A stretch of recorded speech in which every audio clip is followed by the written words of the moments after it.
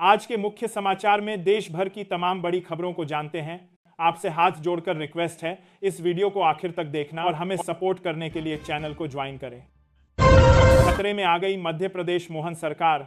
मध्य प्रदेश के अंदर भारतीय जनता पार्टी में कुछ ठीक ठाक नहीं चल रहा है। पार्टी के दो बड़े चेहरे, एक तरफ ज्योतिरादित्य सिंधिया है और दूसरी तरफ मुख्यमंत्री मोहन यादव आपस में गुटबाजी करते दिखाई दे रहे हैं। यही वजह है कि राज्य सरकार पर अब संकट के बादल मंडराने लगे हैं। मुरैना में लगा एक पोस्टर तो जैसे आग में घी डालने का काम कर गया।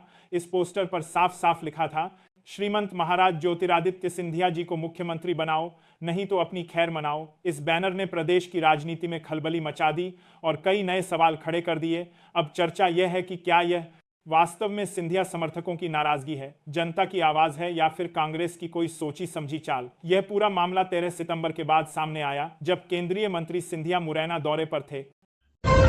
सऊदी अरब और पाकिस्तान के बीच हुआ नया रक्षा समझौता भारत के लिए चिंता बढ़ाने वाला माना जा रहा है। इस समझौते के तहत दोनों देश एक दूसरे की सुरक्षा की जिम्मेदारी लेंगे। मतलब इस समझौते के अनुसार किसी एक पर भी हमला दोनों पर हमला माना जाएगा। पाकिस्तान पहले से ही परमाणु हथियारों से लैस है और अब उसे सऊदी अरब जैसे ताकतवर सहयोगी का साथ मिलना भारत के लिए खतरे की घंटी है। विशेषज्ञों का कहना है कि इससे पाकिस्तान का हौसला और बढ़ेगा तथा भारत के खिलाफ उसकी रणनीतिक स्थिति मजबूत होगी। कुल मिलाकर इस समझौते से दक्षिण एशिया में शक्ति संतुलन भारत के खिलाफ झुक सकता है। अमित शाह ने राहुल गांधी पर सीधा हमला बोला। शाह ने कहा कि राहुल गांधी की वोटर अधिकार यात्रा असल में घुसपैठियों बचाओ यात्रा है। अमित शाह का दावा है कि कांग्रेस अपनी नीतियों के जरिए देश विरोधी ताकतों को बढ़ावा देती है और घुसपैठियों को वोटिंग लॉक्स में शामिल कराने की कोशिश कर रही है। उन्होंने कार्यकर्ताओं से अपील की 2025 के बिहार विधानसभा चुनाव में कांग्रेस को करारा झटका दें। शाह ने कहा कि अगर विपक्ष की राजनीति को मौका मिला तो हर जिले में घुसपैठियों की भरमार हो जाएगी। उन्होंने नरेंद्र मोदी सरकार की योजनाओं और कामों का जिक्र करते हुए ये भी कहा कि ये विकास कार्य कांग्रेस नहीं कर पाई।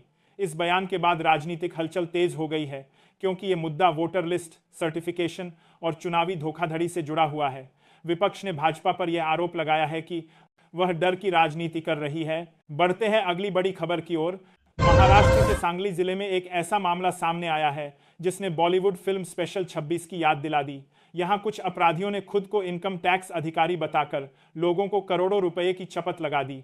ठगी करने वाले गिरोह ने पूरी योजना बड़े शातिर तरीके से बनाई थी ताकि लोग उन्हें असली अफसर समझ लें।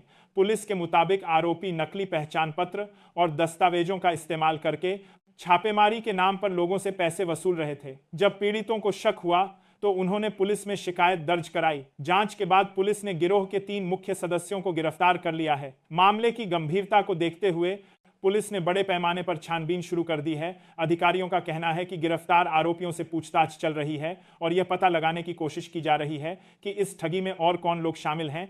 यह घटना न सिर्फ लोगों को सतर्क रहने की सीख देती है, बल्कि यह भी बताती है कि अपराधी अब नए नए तरीके अपनाकर ठगी करने की कोशिश कर रहे हैं। पुलिस ने लोगों से अपील की है कि किसी भी संदिग्ध व्यक्ति पर भरोसा न करें और तुरंत इसकी सूचना दें। बढ़ते हैं अगली बड़ी खबर की ओर।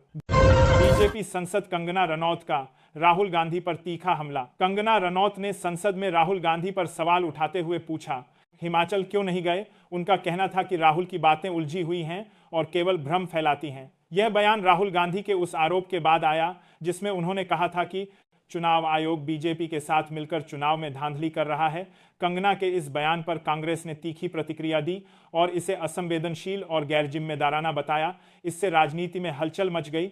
इससे पहले कंगना हिमाचल के बाढ़ प्रभावित इलाकों का दौरा कर चुकी हैं, जहां उनके कुछ बयान पहले भी विवादों में रह चुके हैं। बढ़ते हैं अगली बड़ी खबर की ओर। केरल के सबरीमाला मंदिर से करीब 4 किलो सोना चोरी होने का मामला सामने आया है। इस घटना ने मंदिर प्रशासन और श्रद्धालुओं को हैरान कर दिया है। मामले की गंभीरता को देखते हुए केरल उच्च न्यायालय ने तुरंत जांच के आदेश दिए और पुलिस व मंदिर प्रशासन से जवाब तलब किया है। कोर्ट ने साफ किया कि इतनी बड़ी चोरी को हल्के में नहीं लिया जा सकता। चोरी की खबर फैलते ही राज्य सरकार और सुरक्षा एजेंसियां सतर्क हो गईं। श्रद्धालुओं में भी इस घटना को लेकर गहरी नाराजगी और चिंता है। फिलहाल पुलिस जांच जारी है और सुरक्षा व्यवस्था कड़ी कर दी गई है। बढ़ते हैं अगली बड़ी खबर की ओर। अडानी ग्रुप को हिंडनबर्ग मामले में बड़ी राहत मिली है। सेबी ने अपनी विस्तृत जांच पूरी करने के बाद कंपनी को क्लीन चिट देते हुए केस बंद कर दिया। नियामक संस्था का कहना है कि लगाए गए आरोपों को साबित करने वाला कोई ठोस सबूत उनके पास नहीं मिला। इस फैसले के बाद गौतम अडानी ने कहा कि सच की हमेशा जीत होती है और झूठ तथा अफवाहें ज्यादा समय तक टिक नहीं सकती। उन्होंने यह भी कहा कि यह निर्णय न केवल अडानी ग्रुप बल्कि देश के निवेशकों के लिए भी भरोसा बढ़ाने वाला है। लंबे समय से चल रहे विवाद और चर्चाओं के बीच इस राहत ने ग्रुप की छवि को मजबूती दी है।